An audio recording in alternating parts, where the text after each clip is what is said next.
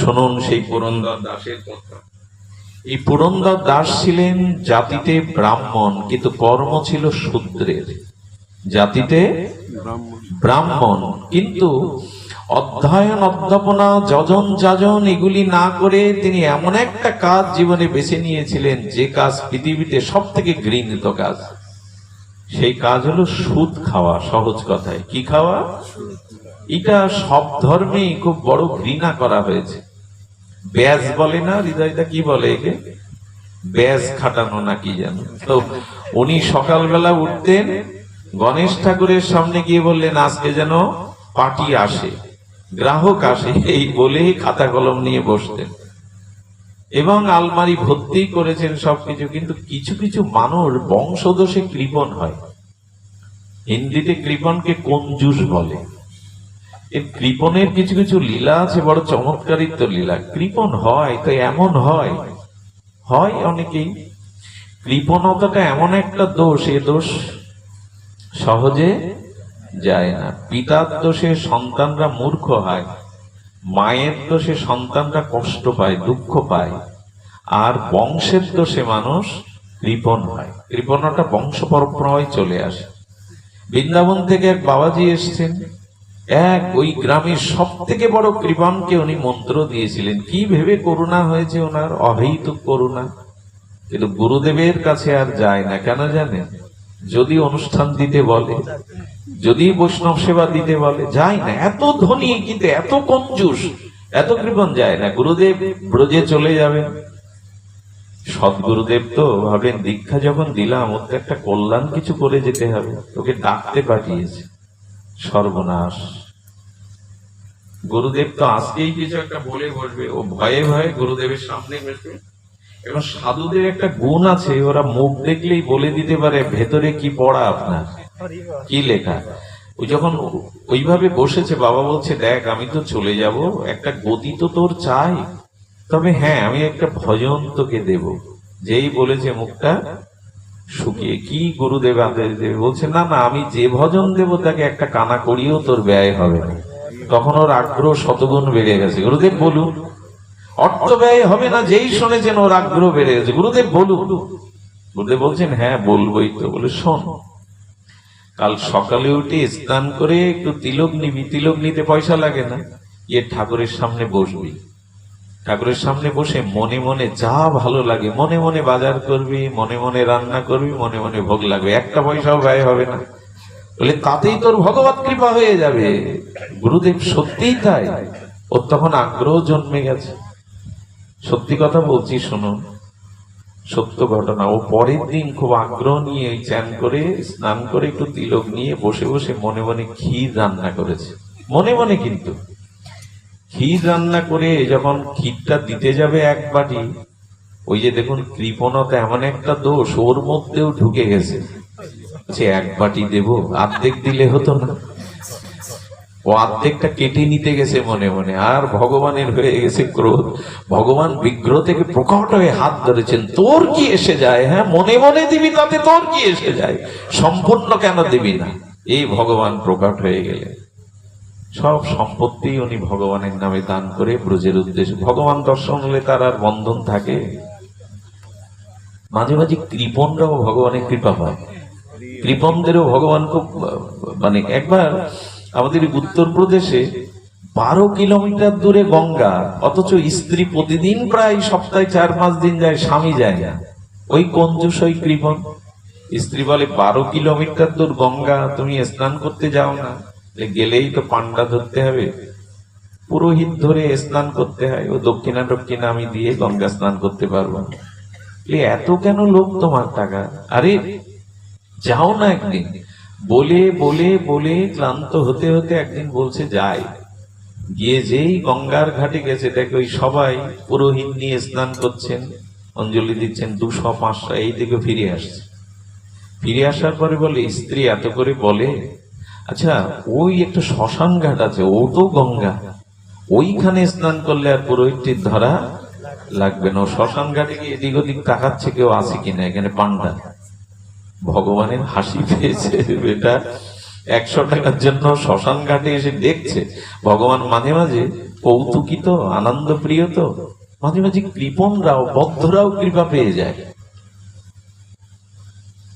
ও চারিদিকে তাকিয়ে এখানে এখানে ডুব দিলে আর পান্ডার টাকা দিতে হবে না। যেই ডুব দিয়েছে ভগবান পান্ডার রূপ ধরে ডাঙায় দাঁড়িয়ে, যেই তাকিয়েছে ওর দিকে মুখ শুকিয়ে গেছে, বললো এই ঘাটের দায়িত্ব আমার, দাও 500 দাও। বলছি শ্মশান ঘাট, এখানে কেউ বলে হ্যাঁ এই ঘাটের দায়িত্ব আমার, এই ডাক আমার এই ঘাটে। তখন বলছে দেখুন 500 টাকা আমার কাছে নেই, এমনকি 100ও নেই, মিথ্যা বলে যদি পার পাওয়া যায়। আমার গ্রাম তো অমুক গ্রাম, একদিন ঘুরতে ঘুরতে চলে আসেন আমার বাড়ি, একটু আতিথেয়তা নিয়ে আপনি দক্ষিণা নিয়ে আসবেন বলে আপাতত তো ফাঁকি দেই। বাড়ি এসছে ভগবান, তখন বলছেন আমি তোমায় ছাড়ছি না। এর শেষ দেখেই ভগবান লীলাময় আনন্দময়। একদিন ব্রাহ্মণ ওই সেই পান্ডার বেশ ধরে গিয়েছে, স্ত্রীকে উঠানে পেয়ে বলছে মা অতি দেবতা ঘরে আছে? তো উনি বলেছেন আছে। বলে দাও যে সেই গঙ্গার ঘাটে পান্ডা এসেছে দক্ষিণা নিতে। স্ত্রীকে বলছে সর্বনাশ, তুমি পান্ডাকে কিছু দিয়ে আসনি গঙ্গা স্নানে? সে তো উঠানে দাঁড়িয়ে। বলো আমি অসুস্থ, আর একদিন আসুক। গোবিন্দ হাসছেন আর বলছেন আমি যারে ধরি তারে তো ছাড়ি না, এড়িয়ে আর কতদিন যাবে। কয়েকদিন পরে আবার গেছে। স্ত্রী বলছে আজ কি বলবো? স্ত্রী সিঁদুরটা একটু হালকা মুছে দিয়ে বলো মারা গেছে, তাহলে চলে যাবে। কি সর্বনাশ কৃপণতা! স্ত্রী গিয়ে একটু কষ্ট পেয়েছেন উনি, আর চোখেও জল এসে গেছে, বাবা আমার সব শেষ, আমার সব চলে গেছে। যখন এইভাবে কাঁদছে আর বলছে, তখন বলছে মা তোর আজকে দুর্দিন, কিন্তু সুদিন আমার।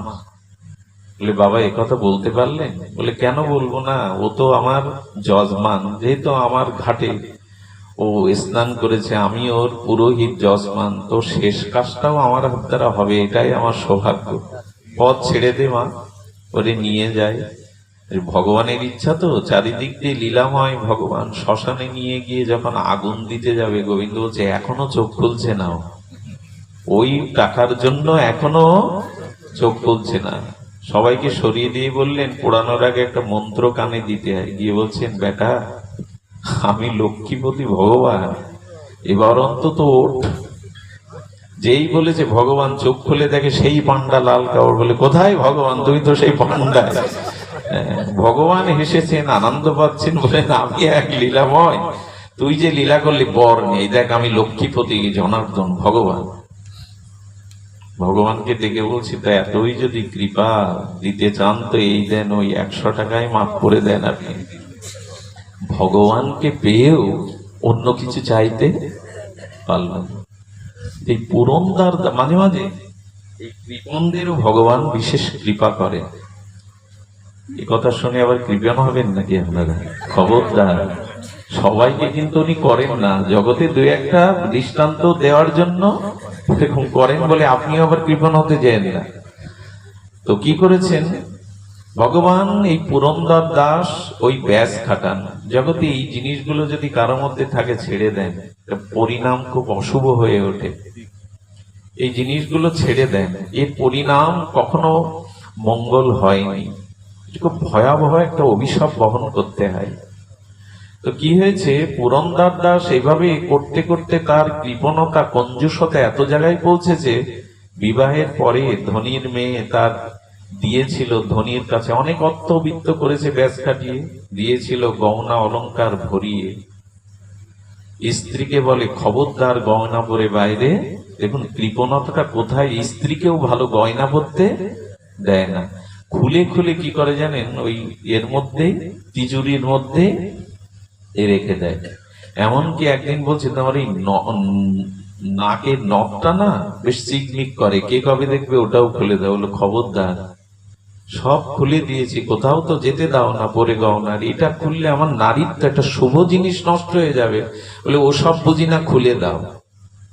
চিন্তা করতে পারেন, যদি কৃপণের সিরিয়াল হয় ও 1 নম্বরে, ও সবার উপরে। যেমন শ্বশুর বাড়ি যায় না, যদি ওনার স্ত্রী পাঠানোর দায়িত্ব হয়, শ্যালককে কল করে বলে তুমি এসে নিয়ে যাও, পয়সা খরচ হবে গেলে।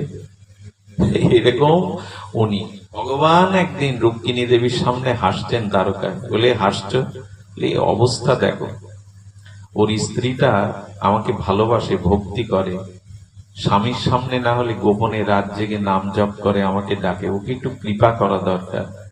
উনি ব্রাহ্মণ বেশ ধরে পুরন্দাসের বাড়ি এসেছিলেন, ভিখারির রূপ ধরে। ভগবান এরকম কার প্রতি কখন যে কৃপা হয়ে যাবে আমরা জানি না। ব্রাহ্মণের বেশ ধরে এসে ভগবান ওকে দানের ছলে এসে কৃপা করে স্বরূপ দর্শন করিয়েছিলেন। বিট্টল, ওই দেশের গোবিন্দকে বিট্টল পণ্ডরী ভগবান বলে। ইনি এরকম ভগবত দর্শনের পরে ওনার চিত্তবৃত্তি নির্মল হয়ে যায়, উনি একরকম সংসারই ছেড়ে দেন।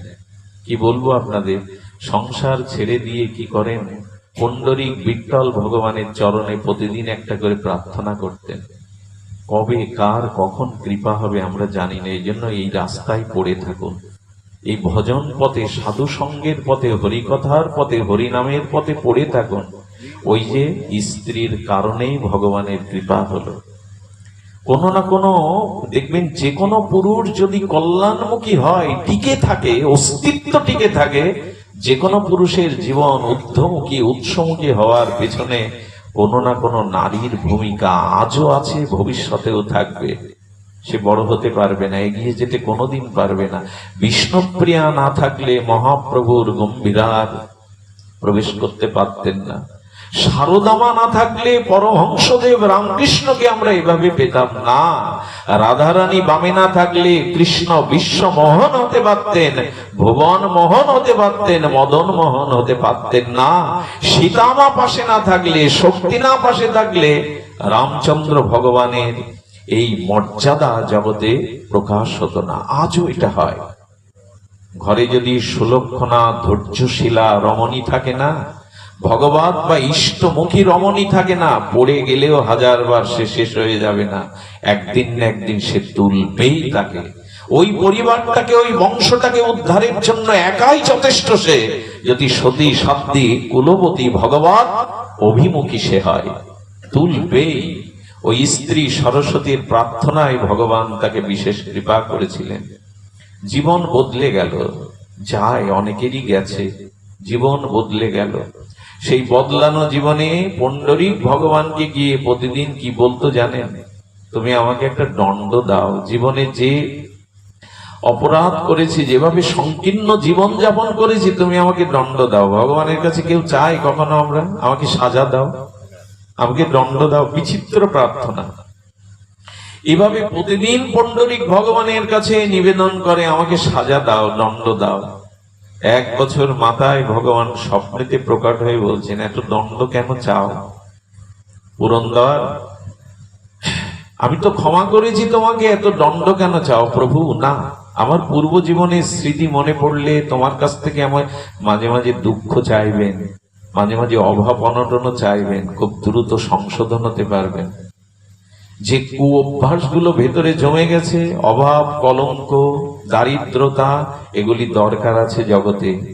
এগুলি দরকার আছে কারণ আমার সংশোধন উপদেশে হবে না, শাস্ত্রবাণীতে হবে না, জ্ঞান ধুয়ে খাওয়ালেও হবে না। যদি অভাব আসে, ঋণ আসে, কলঙ্ক আসে, তখন মানুষ দ্রুত সংশোধন হওয়ার চেষ্টা করে। এটা ভগবানেরই কল্যাণের উপায়, না হলে ভগবান এগুলি দিত না। সূর্য থেকে অন্ধকার আসে না, এমনি ভগবান থেকে মঙ্গল ছাড়া অমঙ্গল কারো আসে না। এই বিধানগুলো ভগবানেরই দেওয়া, মেনে নিতে শিখুন, ধৈর্য ধরতে শিখুন। একদিন মেঘ কেটে যাবে, আধার কেটে যাবে। তো তেমনি করে উনি দণ্ড চাইছেন, সাজা চাইছেন। ভগবান পুণ্ডরীক ভগবান তখন বললেন, যাও পুরন্দর, ভারতবর্ষের যত তীর্থ আছে তীর্থে যাও, সেই তীর্থে গিয়ে তোমার কণ্ঠে সুর আছে, পদ রচনা করে তুমি তীর্থে তীর্থে ভগবানকে এই সুর সঙ্গীতের দ্বারা আরাধনা করো। এই তোমার দণ্ড। কি অদ্ভুত দণ্ড দেখো। আচ্ছা, এই কথা কিন্তু সহজ না। যেখানে যাবে, যেমন উড়িষ্যায় যদি যায়, বাংলায় যদি যায়, তারপরে দক্ষিণ ভারতে যায়, ত্রিপুরাতে যায়, এক এক জায়গার এক এক ভাষা। সব তীর্থে গিয়ে কিছুদিন বাস করে, ওখানের ভাষা শেখে, ভাষা শিখে পদ রচনা করে ভগবানকে শোনায়। কম দণ্ড এটা? কম সাধনার বিষয় এটা। যেখানে যায় ওখানের ভাষা আয়ত্ত করে নিজে পদ রচনা করে আর ভগবানকে এই পদ শোনানো। কি বিচিত্র ঘটনা দেখুন পুরন্দর দাসের। এভাবে উনি ভগবানকে শোনান, ভগবানকে আনন্দ দান করেন। এই করতে করতে করতে করতে সমগ্র তীর্থকে এভাবে বন্দনা করতে করতে, ভগবানের স্ত্রী করতে করতে, আর পুণ্ডরিক ভগবানের বিশেষ কৃপায় পুরন্দর দাসের নাম চারিদিকে ছড়িয়ে পড়ল। সাধু রূপে সবাই তাকে তখন সম্মান প্রণাম করতে লাগলো, আশীর্বাদ দিতে লাগলো। হয় এটা সংসারে রত্নাকার বাল্মীকি হয়ে যায়, জগায় মাধায় পবিত্র হয়ে যায়। হয় নাকি ভগবত কৃপায়? ভজনে সবই হয়, ভজনে সকলই হয়। একটা মাটির পাত্র, একটা মাটির কলস পাথরে রাখতে রাখতে পাথরটাও ক্ষয়ে যায়, এটাও সম্ভব হয়। তেমনি করে ভজন করতে করতে করতে চিত্তবৃত্তি সংস্কার হয়, মানুষ শুদ্ধ হয়।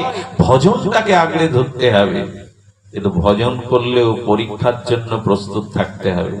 খুব অপূর্ব এই পুরন্দর দাসের চরিত্র। ভগবান রুক্মিণীকে বলছেন, আমি এবার ওকে একটু অ্যাসিডে পুড়ায়ে খাঁটি করতে চাই। খাঁটি করতে চাই তো কি করলেন জানেন? ওনাকে খাঁটি করবেন বলে ভগবান পরীক্ষা নেওয়ার জন্য উনি পুরন্দর দাসের জীবনে একটা ঘটনা ঘটালেন। পুরন্দর দাস যেখানে থাকেন, যে গ্রামে, ওই গ্রামে একটা নর্তকী নৃত্য করত, বাজার ঘাটে নৃত্য করত, তার নৃত্যের প্রশংসাও চারিদিকে ছড়িয়ে পড়ত। তো ওই নৃত্য যিনি করতেন, তার মনের ভাব ছিল, ভাবটা শুদ্ধ ছিল। বাইরে নর্তকী, আসলে ভগবান কি দেখে? বাইরেটা দেখে না ভেতরকে দেখে? ভাবগ্রাহী জনার্দন ভাব দেখে। যে যেখানেই অবস্থানেই থাক, যদি তার ভাব শুদ্ধ হয়, ভগবান তাকে কৃপা করবেন। এখানে এসে যদি আপনি বাড়ির চিন্তা করতে থাকেন, ভাব যদি সংসারে চলে যায়, এখানে আপনি কিছু পাবেন না। অথচ বাড়ি বসে যদি কেউ মনে করে আজ ভাগবত হচ্ছে, যেতে পারলাম না, মনটা এখানে পড়ে থাকে, ওই ভাবেই সে ভগবানের কৃপা। ভাবগ্রাহী জনার্দন। তো পুরন্দর দাস কি করেছেন? ওই নর্তকী তিনি মনে মনে বলেন, একদিন বিট্টল ভগবান, পুণ্ডরিক ভগবান, আমার এই নৃত্য সঙ্গীতকে আমি কখনো শোনাতে পারবো। এই প্রার্থনা ওনার মনে মনে, এই ভাব উদয় অনেকদিন ধরে হয়েছে। আর মনের নিবেদন তো মনেই নিবেদন করেন। গোবিন্দের ইচ্ছা হলো, ওর ইচ্ছা, ওর আমন্ত্রণ পূর্ণ করবো নর্তকীর, আর পুরন্দর দাসকেও একটু পরীক্ষা করে খাঁটি করে নেব। কি করলেন জানেন? মন্দির থেকে একদিন পুরন্দর দাসের রূপ ধরে স্বয়ং পুণ্ডরিক বিট্টল গোবিন্দজি বেরিয়ে এলেন। কার রূপ ধরলেন? পুরন্দর দাসের রূপ ধরে কি করেছেন জানেন? বাজারের মধ্যে গিয়ে, যেখানে নর্তকী নৃত্য করছে, উনি ওখানে গিয়ে দাঁড়িয়েছেন। পুণ্ডরিক ভগবানের সাক্ষাৎ ভক্তকে পেয়ে যারা ওখানে নৃত্য দেখছিল, নর্তকীর নৃত্য, তারা অবাক হয়ে দেখছে। তখন আর নর্তকীর নৃত্যটাকে, পুরন্দর দাস এখানে এসছে, নর্তকীর নৃত্য দেখছে, এটা কি চোখে দেখছি না স্বপ্ন? তখন উনি মহাপুরুষ রূপে চারিদিকে ওনার খ্যাত, চারিদিকে ওনার ভজন মহিমা বিস্তার লাভ করেছে। কারণ পৃথিবীতে সব থেকে বড় খ্যাতি হয় যদি কেউ ভগবানের ভক্ত হয়।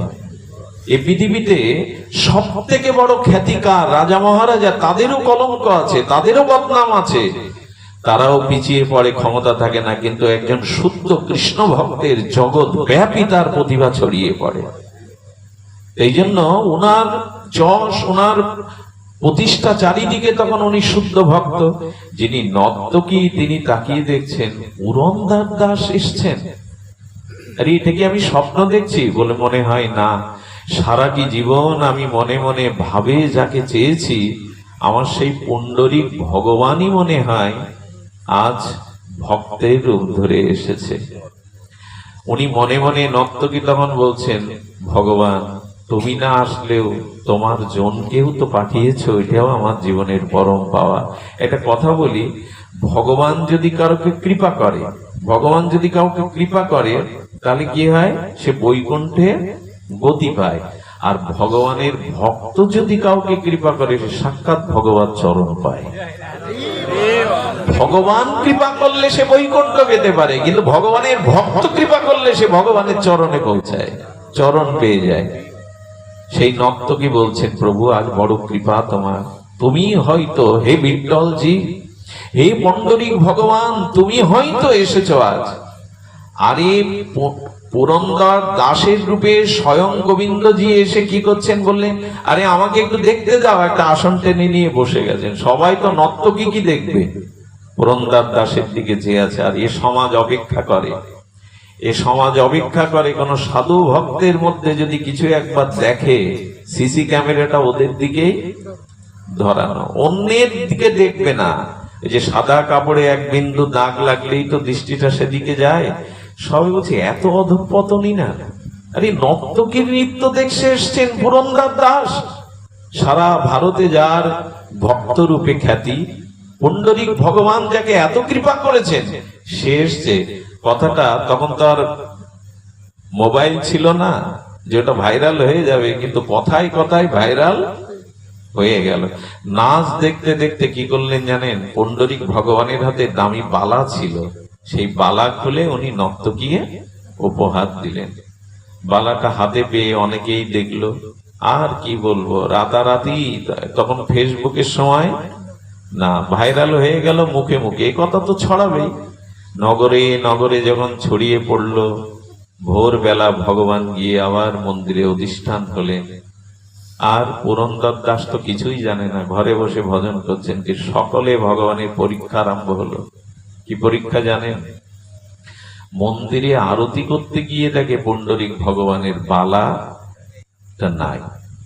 তো তখন সমস্ত মন্দিরকে তন্ন তন্ন করে খোঁজা হলো। যারা মন্দিরে থাকে তাদের ডেকে বলা হলো, এটা পুণ্ডরীক ভগবানের বালা, এটা বলো কেউ যদি নিয়ে থাকো। যখন এভাবে মন্দিরে বহু লোক দর্শনার্থীরা দাঁড়িয়ে সাক্ষাৎ ভগবান পুণ্ডরীক ভগবান, বিঠ্ঠল ভগবান, তাদের মধ্যে কালকে যারা ওখানে নৃত্য দেখতে গিয়েছিল তাদের কারো কারো মনে পড়েছে উনি তো বালা খুলে নর্তকীকে দিয়েছিল। বালাটা তো একটা বালা হাতে আছে আর একটা নেই, বালাটা তো এমনই। পূজারীকে তখন ওনারা বলছেন, কালকে পুরন্দর দাস দেখলাম ওই নর্তকীকে। যেই এই কথা ছড়িয়ে পড়েছে, তখন আগুনের মতো চারিদিকে এই কথা ব্যক্ত হয়ে গেল। মন্দিরের পার্শ্বজন বলছে, চলো পুরন্দর দাসের বাড়ি। ভগবানের পরীক্ষা কি কম? কিছুই তো সে জানে না। ভগবান তার রূপেই এই লীলা করছেন। পুরন্দর দাসের গৃহে গিয়ে দেখা গেল, কাকে খোঁজা হলো, বলো এই সবাই সাক্ষী দিচ্ছে তুমি নাকি পুণ্ডরীকের বালা চুরি করে নর্তকী দিয়ে এসছো, আমাদের সাথে নর্তকীর কাছে চলো। নর্তকীর বাড়ি গিয়ে খুঁজে পাওয়া গেল সেই বালাটা, পিঠ মোড়া দিয়ে বেঁধে গাছতলায় দাঁড় করিয়ে সবাই এক হাত করে পেটাচ্ছে ওকে। বেটা সাধু সাজো না, হ্যাঁ, ভগবানের প্রিয় ভক্ত হয়ে সাধু সাজো। তোমার এই কুকর্ম, তুমি নর্তকীর সবকিছু জলাঞ্জলি দিয়েছো, আরো চুরি করেছো। একে তো চরিত্র গেছে, তাতে ভগবানের বস্তু চুরি করে নর্তকীকে দিয়েছো। কিছুই জানে না পুরন্দর, চোখের জল পড়ছে আর বলছেন, প্রভু প্রভু আমি তো কিছু বুঝতে পারছি না কি হচ্ছে। সবাই একটা করে চড় বসিয়ে দিয়ে যাচ্ছে, কেউ ঢিল খোলা ছাড়ছে, কত জায়গায় কেটে রক্তারক্তি হচ্ছে। গোবিন্দ হঠাৎ করে মুখটা ভারী হয়ে চোখে জল এসে গেছে। রুক্মিণী দেবী বললেন, প্রভু তোমার কোনো ভক্ত যখন কষ্ট পায় তোমার চোখে জল আসে। কোন ভক্ত কষ্ট পাচ্ছে, তুমি কেন তার জন্য কাঁদছো? বলে, পরীক্ষা নিতে গিয়ে এমন পরীক্ষা দিয়েছে পুরন্দর, আমারও ব্যথা লাগছে। রুক্মিণী দেবীকে গোবিন্দ দেখাচ্ছে, ওই দেখো পুরন্দরের রূপ ধরে আমি কাল গিয়েছিলাম ওকে পরীক্ষা, নর্তকীর মনের ভাব পূর্ণ করার জন্য। কিভাবে ব্যথা পাচ্ছে দেখো।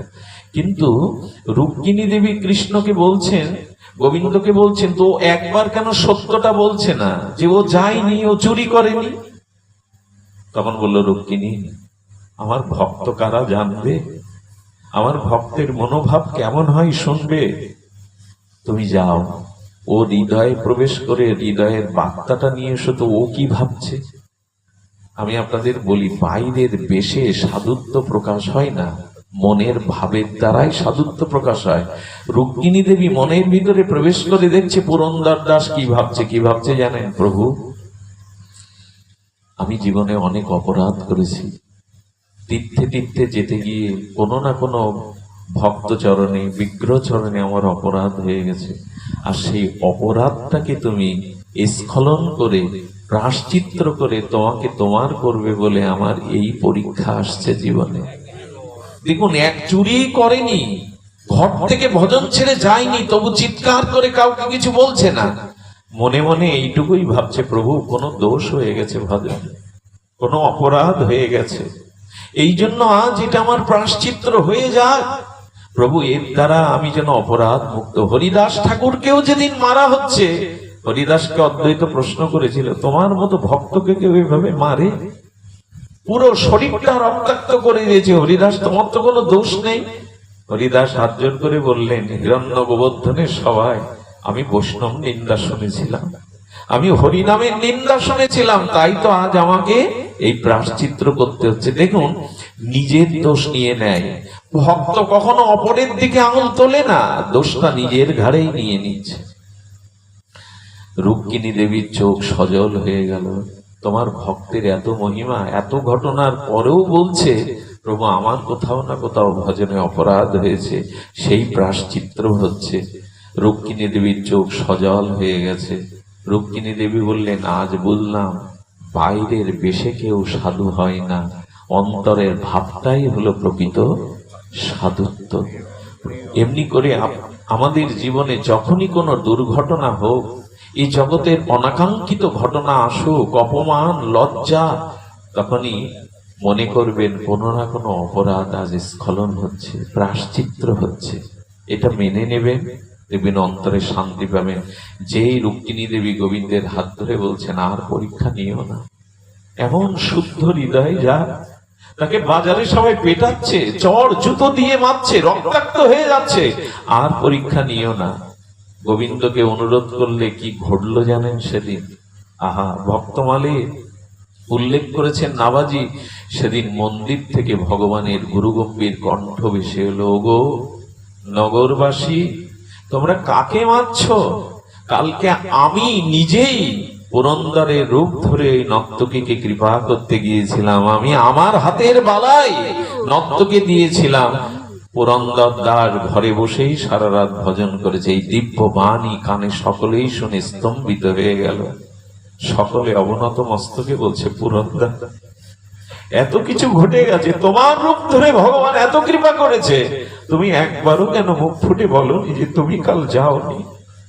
উনি বললেন, এটা আমার প্রতি ভগবানের বিশেষ কৃপা, বিশেষ করুণা। এই জন্য জীবনে যা কিছু আছে ভগবান মুখী হয়ে থাকুন, হয়ে যাক, এটা এটা আমার মঙ্গলের, আমার কোনো কর্মের প্রায়শ্চিত্ত এর দ্বারাই হচ্ছে, প্রায়শ্চিত্ত হচ্ছে, এটা হয়ে যাক, এটা হয়ে যাক। সব পরিস্থিতিতে ভগবানের কৃপার দিকে দৃষ্টি রাখুন। পুরন্দর দাসের নাম জগতে বিদিত হয়ে গেল যে যার রূপ ধরে স্বয়ং ভগবান এমন লীলা করতে পারেন। ভক্তাধীন ভগবান ভক্তের মধ্যে দিয়েই তার সমগ্র লীলা, তার সমগ্র কৃপা। সুধীবৃন্দ, রাত অনেক হয়েছে।